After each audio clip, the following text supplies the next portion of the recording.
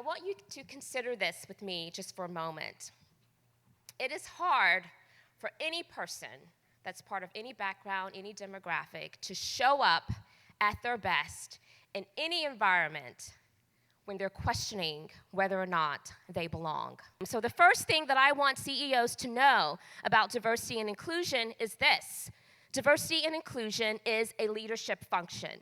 It is a growth capability. It is a competency that everyone should have, regardless if you are in a position of leadership or not. You have influence. I find that this is really important because too many people begin to think that the role of diversity and inclusion is solely the responsibility of those who carry the title of D&I officer, manager, director, or even the HR professionals. But the reality is that this is not true. We all have a role to play in helping to facilitate and foster diversity and inclusion in the environments in which we belong.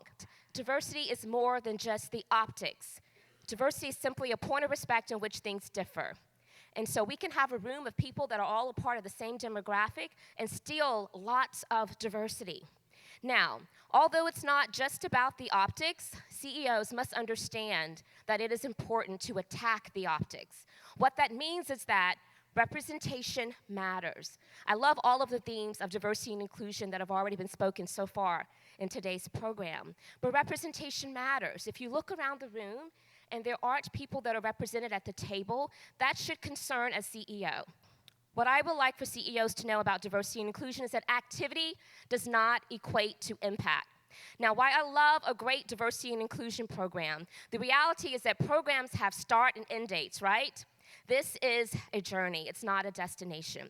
So what I like to impress upon CEOs and other leaders is to don't think about it as a program with a start and an end date, but rather see it as an opportunity to really be strategic in order to sustain the work of diversity and inclusion. What does that look like? Thinking about systems, policies, practices, procedures, impacting culture.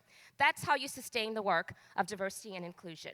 I want CEOs to understand the power of the phrase, "tell me more."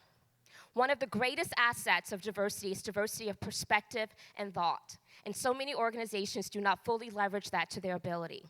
But if we as CEOs and other leaders of influence in our organization were to create a culture of speaking up and a culture of having people to always ask, "tell me more," inviting people into the conversation, that's where we get the true benefit of diversity and inclusion, which breeds opportunities for creativity, innovation, which leads to bottom line business success.